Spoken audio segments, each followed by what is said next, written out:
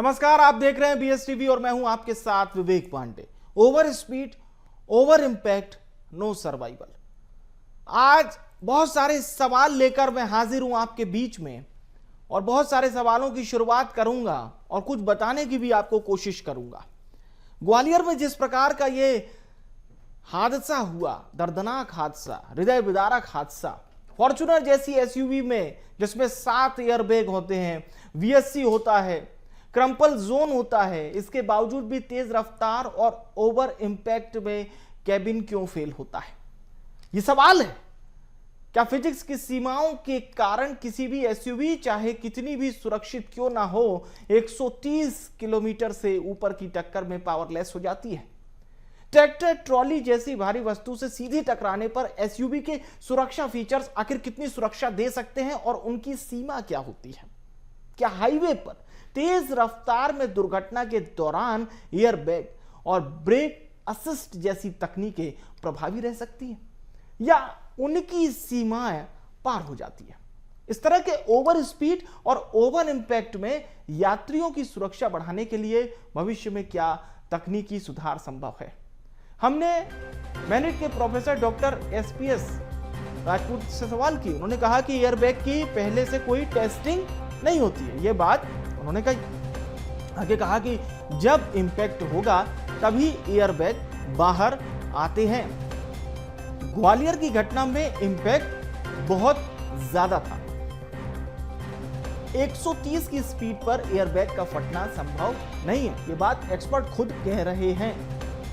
Heating source के कारण भी एयरबैग फट जाते हैं। नुकीली चीज की वजह से भी नाइट्रोजन गैस बाहर आ जाती है, ये जानकारी भी एक्सपर्ट दे रहे हैं। आगे वो कह रहे हैं कि गाड़ी की स्पीड का ताल्लुक एयरबैग से नहीं होता है, कि स्पीड और एयरबैग से कोई इसका सीधा लेना देना नहीं है। सफिशिएंट स्पीड पर ही एयरबैग खुल जाते हैं। हमारे सहयोगी मनोज राठौर ने प्रोफेसर से खास बातचीत की है। उन्होंने क्या कुछ कहा है आपको हम सुनवाते हैं। स्पीड रही होगी और जब कार जो है, फॉर्च्यूनर कार जो है वो ट्रैक्टर ट्रॉली से टकराती है, उसके बाद 5 लोग की मौत हो जाती है। बताया जा रहा है कि एयरबैग फट जाता है। हमारे साथ जो है प्रोफेसर डॉक्टर SPS राजपूत साहब है, मैकेनिक इंजीनियरिंग डिपार्टमेंट के प्रोफेसर हैं मैनिट के। उन्हीं से जान लें सर, ये जो बात सामने आई है क्या मानते हैं और टेक्निकल तौर पे देखते हैं इसको, क्या संभव है कोई इस और एयरबैग का क्या ताल्लुक? स्पीड एयरबैग, हाई स्पीड के इम्पैक्ट जब भी व्हीकल का होता है, कोई भी एक्सीडेंट होता है तो ड्राइवर को या उसमें बैठी हुई जो भी सवारियां हैं उनको सेव करने के लिए एक माध्यम है। और आजकल रेंज से ज़्यादा की सारी गाड़ियों में लगभग एयरबैग्स का प्रावधान है। लेकिन एयरबैग के केस में ये अक्सर देखा गया है कि उसकी कोई टेस्टिंग नहीं होती है, ना ही उसका जो ड्राइवर है उसकी पहले टेस्टिंग करके उसको यूज कर सकता है। लेकिन इस पर्टिकुलर केस में जो 130 की स्पीड से फॉर्च्यूनर उससे टकराई, निश्चित रूप से इम्पैक्ट वैल्यू या जो फोर्स जनरेट हुआ होगा वो काफ़ी ज़्यादा है।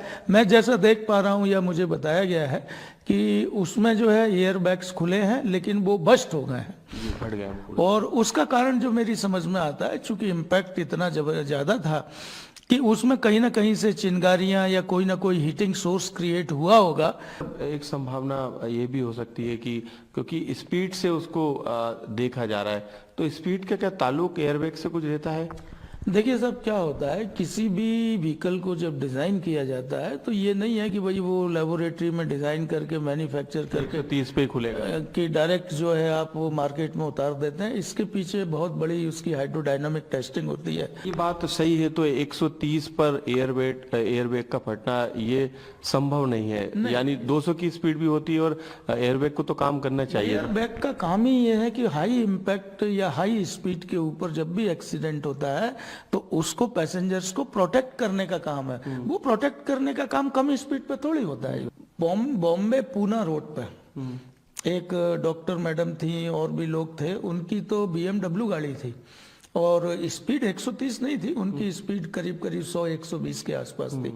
चारों के चारों एट द स्पॉट उसमें डेथ हुई थी। उस केस में भी एयरबैग्स नहीं खुले थे। यदि एयरबैग उस टाइम पर भी खुल जाते तो शायद उनकी जान। ग्वालियर में तो एयरबैग का फट गया, यानी वो उसमें ब्लास्ट हुआ है।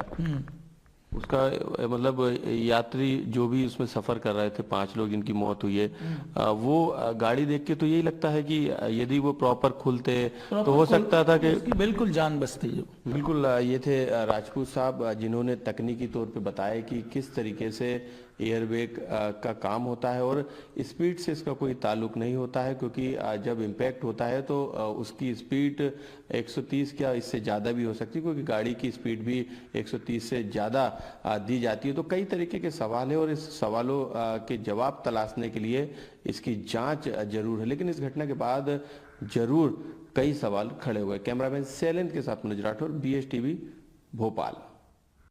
तो देखिए, एक्सपर्ट एडवाइस बहुत ज़रूरी थी, और यही वजह है कि हमने एक्सपर्ट से सवाल किए।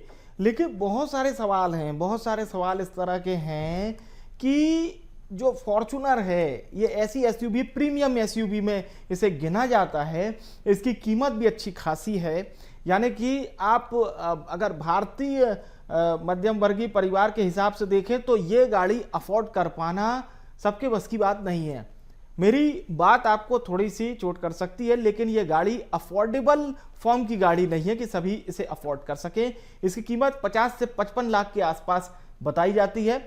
लेकिन इस एसयूवी में इतने एयरबैग और VSC होने के बावजूद भी तेज रफ्तार और भारी टक्कर में कैबिन क्यों फेल हुआ, यह भी एक सवाल खड़ा हो रहा है। हम इस घटना की भी पूरी जानकारी लेते हैं। हमारे सहयोगी प्रहलाद सेन इस वक्त हमारे साथ जुड़ रहे हैं। प्रहलाद, ये घटना और ये वीडियो, ये दृश्य, आप ग्वालियर में हैं, आप इस बात को और अच्छे से बता सकते हैं कि वो जब स्पॉट आप पहुंचे थे तो क्या हश्र था। लेकिन पूरे देश से एक्सपर्ट चिंता जाहिर कर रहे हैं, लोग चिंता जाहिर कर रहे हैं, कहते हैं साहब फॉर्च्यूनर में बैठे तो शान की सवारी है, अब हम सेफ हैं। लेकिन अगर स्पीड 130, 120 है, ट्रैक्टर ट्रॉली आपके सामने आ जाता है साहब, तो फिर आप घबराइए, आप बिल्कुल समय रहते आप चेत जाइए। प्रहलाद, जानकारी बताएं प्लीज। हाँ बिल्कुल, देखिए ये जो हादसा था बड़ा दर्दनाक और भीषण हादसा था। लग्जरी गाड़ी में काउंट होने वाली फॉर्च्यूनर कार जो 130 की रफ्तार से दौड़ रही थी। 5 दोस्त थे, सब कम उम्र के लड़के थे, और सभी बर्थडे पार्टी सेलिब्रेट करके हाईवे से अपने घर के लिए लौट रहे थे। जैसे ही उनकी गाड़ी मालवा कॉलेज ग्वालियर झांसी रोड पर पहुंची, वहां पर एक रेत से भरे ट्रैक्टर से, ट्रॉली से वो टकराई। जो टकराने की जो स्पीड थी वो लगभग 130 किलोमीटर प्रति घंटे की रफ्तार से टकराई, और गाड़ी पूरी तरह से चकनाचूर हो गई, गाड़ी के परखच्चे उड़ गए। लेकिन हैरानी की बात ये रही कि सेफेस्ट गाड़ी में से शामिल ये फॉर्च्यूनर कार के जो एयरबैग्स थे वो हादसे के दौरान फट गए, और इसी वजह से शायद उन युवकों की जान नहीं बची। गाड़ी की भी हालत देखकर आप अंदाजा लगा सकते हैं कि किस तरह से गाड़ी चकनाचूर हुई है, जबकि बहुत मजबूत गाड़ी इसे माना जाता है। हाँ। कई VIP इसे इस्तेमाल करते हैं, इनमें नेता, मंत्री आदि शामिल हैं। और ये जो हादसा है बहुत कुछ कहानी बयां करता है कि आप अगर रफ्तार के शौकीन हैं और सीट बेल्ट या आप एयरबैग्स पर भरोसा कर रहे हैं तो थोड़ा सा चेत जाइए, क्योंकि ये हादसा आपकी आंखें खोलने के लिए काफी है। इस हादसे ने काफी कुछ सबक दिया है, और ये बताया है कि कितनी भी लग्जरी गाड़ी हो कभी भी धोखा दे सकती है, कभी भी धोखा दे सकती है। और हमारे साथ एक्सपर्ट भी जुड़ रहे हैं। डॉक्टर SPS राजपूत साहब जुड़ रहे हैं, प्रोफेसर हैं मैनिट से, वो भी मैकेनिकल इंजीनियरिंग डिपार्टमेंट के, जो हमें अब टेक्निकल तौर पर भी करेक्ट करेंगे।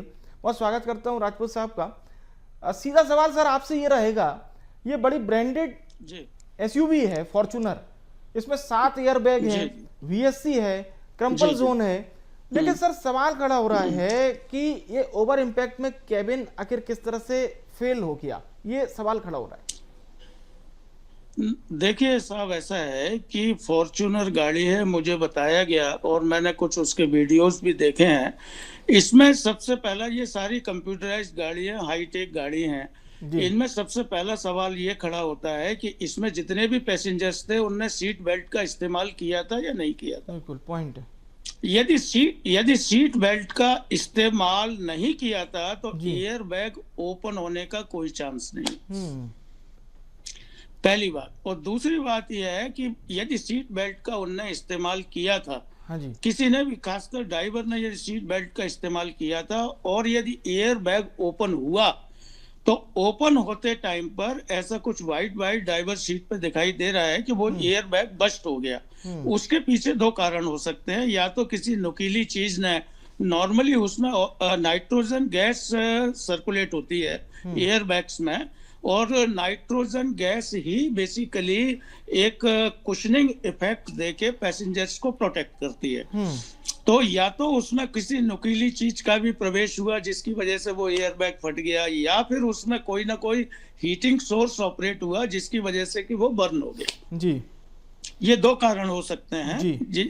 और मेरे को तो अभी इस पूरी घटना पे संदेह ये है कि यदि उनने सीट बेल्ट का इस्तेमाल नहीं किया है तो शायद, मैं कॉन्फिडेंट नहीं हूँ क्योंकि वो सिचुएशन देखने के बाद ही पता चलेगा, हाँ। एयर बैग्स ऑपरेट नहीं हुए होंगे, ऐसा मेरा मानना है। बिल्कुल बिल्कुल।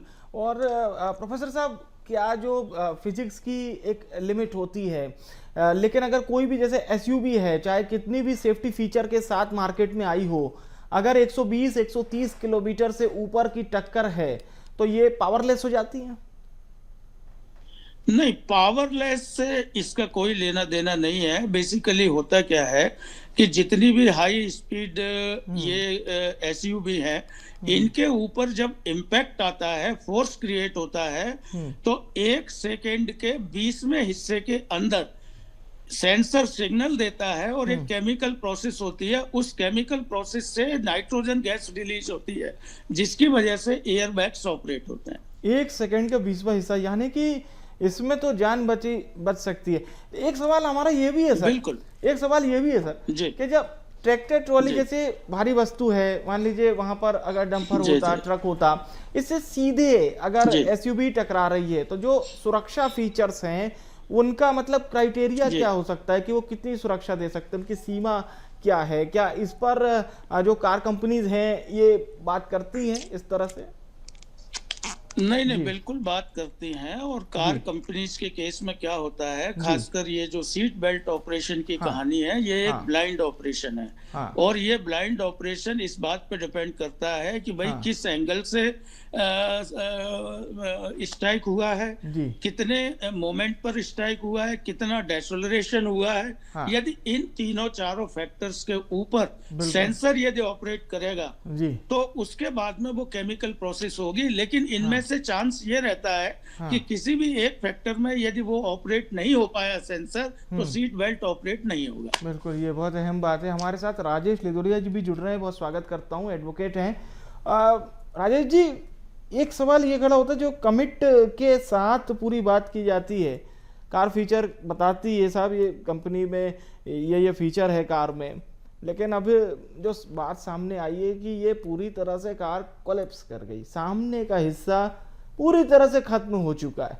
जो व्यक्ति बहुत दावे के साथ पैसा खर्च करके विश्वास के साथ इस तरह की कार खरीदता है, तो आपको क्या लगता है कुछ कानूनी दांवपेच भी हैं इसमें कि कंपनी जो दावे कर रही है और वो दावे इस तरह से सामने आ रहे हैं तो कुछ सवाल खड़े होते हो? जी बिल्कुल, कानूनी रूप से जो भी कंपनी निर्माता है इस कार की, अगर उसने ये दावे किए हैं कि सुरक्षा मानक पे उनके उपकरण बिल्कुल ही 100% सुरक्षा देंगे और व्यक्ति कम से कम इंजर्ड होगा, लेकिन इस केस में तो 5 लोगों की मृत्यु हो गई जैसा कि पता लगा है जी, तो कहीं ना कहीं कंपनी के दावे फेल हैं। और इसमें कंपनी के ऊपर बहुत ट्रस्टेड ब्रांड बताते हैं कि बहुत ट्रस्टेड ब्रांड है। बिल्कुल बिल्कुल, फॉर्च्यूनर एक ट्रस्टेड ब्रांड है। जो आम धारणा है कि इतनी महंगी एसयूवी में आदमी अगर एक्सीडेंट होगा भी तो अंदर बैठे हुए आदमी को कोई खरोच तक नहीं आएगी। फिर मतलब एक अगर हम देखें तो आम मध्यम वर्गीय भारतीय जो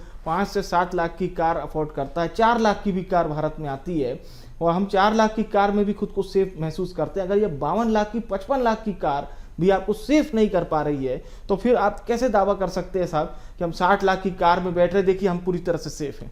बिल्कुल, ये कंपनी के झूठे दावों की पोल खोलता है ये केस।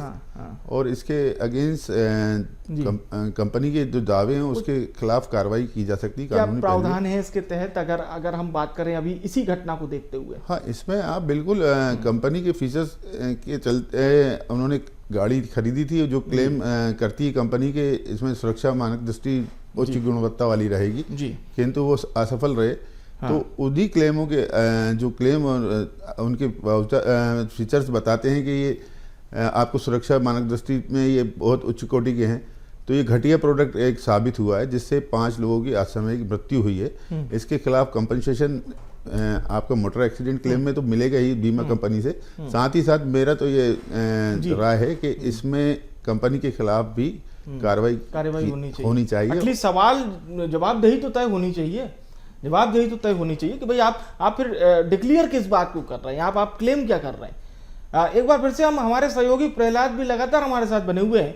प्रहलाद, अभी तक पुलिस इन्वेस्टिगेशन क्या हुई है इस पूरे मामले में? पुलिस किस तरह से इन्वेस्टिगेट कर रही है इस पूरे केस को?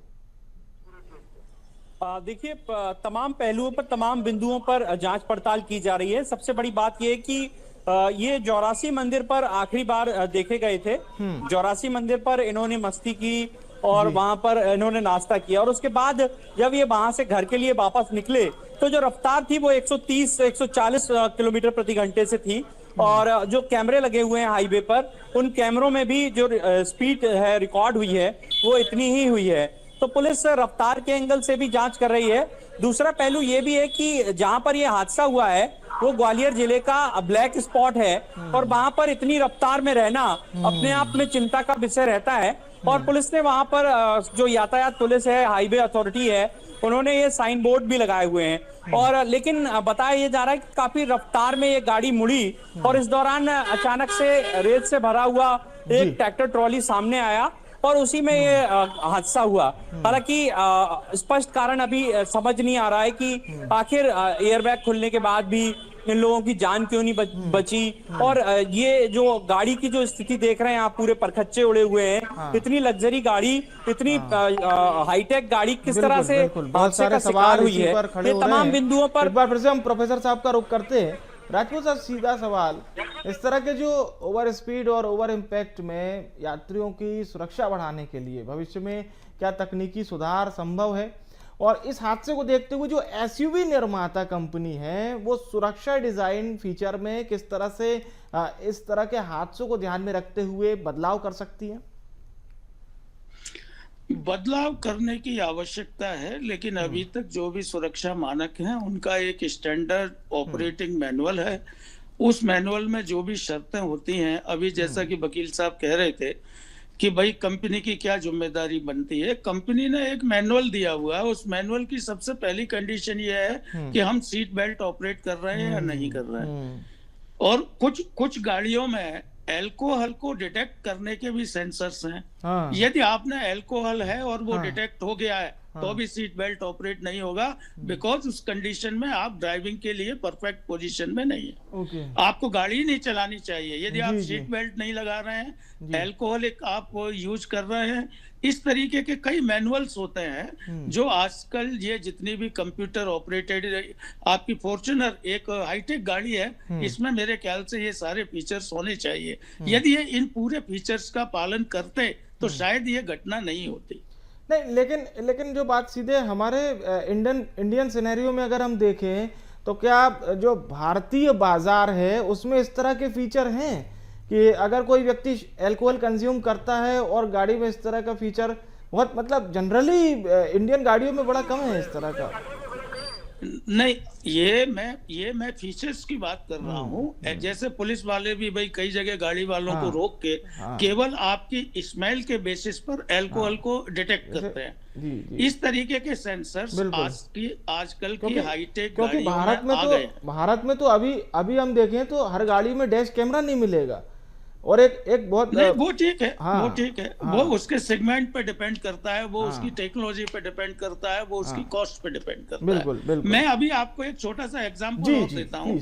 आप लोगों ने सुना होगा कि पिछले साल की घटना है, टाटा के एक बहुत बड़े सीईओ, उनका नाम मुझे याद नहीं आ रहा है, अपनी कुछ महिला डॉक्टर जो BMW को पुणे से बॉम्बे हाईवे पे ऑपरेट कर रही थी, उनकी गाड़ी कहीं ज्यादा हाईटेक थी इस गाड़ी से, फॉर्च्यूनर से। और वो चारों के चारों उनकी स्पीड थी करीब 180 से 200 किलोमीटर पर आवर की।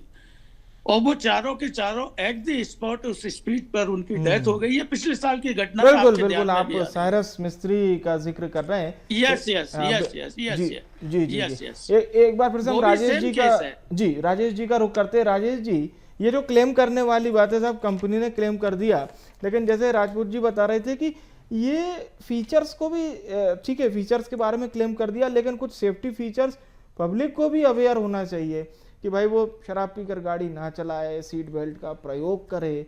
जो मेनली फीचर है, इसको हम कॉमन सेंस भी कह सकते हैं कि भाई मैं ऑफिस से घर जाता हूँ, अगर मेरे पास 2 व्हीलर है तो मैं हेलमेट पहनूं, अगर मेरे पास 4 व्हीलर है तो मैं सीट बेल्ट लगाऊं।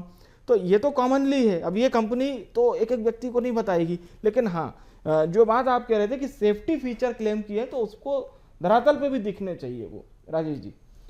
जी बिल्कुल, जैसा राजपूत जी ने बताया कि अगर सीट बेल्ट नहीं पहने हैं और अल्कोहल कंज्यूम किए हुए हैं तो सेंसर काम नहीं करेंगे। तो ये तो उपभोक्ता को भी जागरूक होना पड़ेगा कि वो अपनी सुरक्षा स्वयं भी पूरी तरीके से मापदंडों पर खरा उतरे, सीट बेल्ट प्रॉपर यूज़ करे, हेलमेट का उपयोग करे। अब रही बात इसके अलावा भी, अगर या तो फिर इसमें राजपूत जी ज़्यादा बेहतर बता सकते हैं कि अगर कोई अल्कोहल कंज्यूम करा हुआ व्यक्ति स्टीयरिंग पर बैठता है तो गाड़ी स्टार्ट ही ना हो, ऐसे भी फीचर्स लाने चाहिए कंपनी को, ताकि ये हादसे ना हो। क्योंकि हो सकता है कि नशे की हालत में आदमी अपने होश में ना रहे, लेकिन अब ये कर्तव्य तो कंपनी का भी बनता है ना कि अगर आप इतने फीचर्स ला रहे हैं तो आपकी गाड़ी ही अगर स्टार्ट नहीं होगी तो वो ड्राइव कैसे करेगा। बिल्कुल राजपूत जी, ये सवाल है ट्रैफिक गवर्नर को लेकर, लेकिन हम देखते हैं कि ट्रैफिक गवर्नर ये स्वेच्छा पे ज्यादा रहता है, ये मैंडेटरी पर अभी नहीं आया है। ये है कि भाई मैंने करवाना है तो जी मैंने करवाना है तो मैंने करवा लिया, बट ये मैंडेटरी फॉर्म में नहीं है अभी। जी जी बिल्कुल सही कह रहे हैं आप। मैं आपको एक एग्जांपल और दे रहा हूँ। अभी आपने पढ़ा होगा एक नया इनोवेशन हुआ है 2 व्हीलर्स के केस में कि यदि आपने सिर पर हेलमेट नहीं लगाया है तो वो 2 व्हीलर स्टार्ट ही नहीं होगा। अच्छा, आपने पढ़ा होगा ये पेपर में। हाँ। लेकिन इस फीचर को कुछ लोग तो पसंद करेंगे और कुछ लोग पसंद नहीं करेंगे। क्यों नहीं करेंगे? कि भाई जिसको 1 किलोमीटर जाना है वो हेलमेट का उपयोग नहीं करेगा, वो उस बाइक को परचेज नहीं करेगा। इसी तरीके से यदि ये वाला फीचर जो कि मैंने अभी मेंशन किया थोड़ी देर पहले कि भाई अल्कोहलिक सेंसर्स यदि उसमें मैंडेटरी कर दिए जाए और गाड़ी का इग्निशन सिस्टम ही चालू ना हो, तो आप मुझे बताइए, कुछ लोग तो ऐसे हैं जो कि हैबिचुअल ड्रिंक करके ही गाड़ी चलाते हैं, क्या वो उस गाड़ी को परचेज करेंगे? तो नॉर्मली कंपनीज अपना मार्केट देखती है, फीचर्स देखती हैं। एयर बैग का ऑपरेट होना कंप्लीटली एक ब्लाइंड ऑपरेशन है और पैसेंजर्स की किस्मत के ऊपर डिपेंड करता है। मैं सिर्फ ये शब्द आपको बोल सकता हूँ, इसमें कोई गारंटी नहीं है कि आपकी जान बचेगी कुछ 0.1% जो गुंजाइश है, कहीं ना कहीं वही इस तरह के हादसे हैं। और मैं बहुत बहुत धन्यवाद करूंगा हमारे सभी मेहमानों का, बहुत बहुत शुक्रिया आप सभी का हमारे साथ इस चर्चा में पार्टिसिपेट करने के लिए। तो देखिए, ओवर स्पीड पर ये गाड़ी थी, ये बात तय है। जिस प्रकार से सेफ्टी फीचर का क्लेम कंपनी करती है, वो सेफ्टी फीचर का क्या हुआ ये भी आपने देखा। लेकिन जो सबसे ज़रूरी बात है वो यही है कि सुरक्षा नियमों की धज्जियां मत उड़ाइए, सीट बेल्ट का उपयोग ज़रूर कीजिए, और साथ ही साथ सबसे ज़रूरी बात यह है कि आप सुरक्षा मानकों को धता मत बनाइए, बिल्कुल भी नहीं। आप 1.5 करोड़ की भी गाड़ी में हैं तो ऐसा मत समझिए कि अब आप जो चाहे वो कर लेंगे, इस तरह से तो बिल्कुल भी मत सोचिए। फिलहाल के लिए आप सुरक्षित रहिए, स्वस्थ रहिए, मज़े से रहिए, और इस खास पेशकश से मुझे दीजिए इजाज़त। देखते रहिए BS TV। नमस्कार।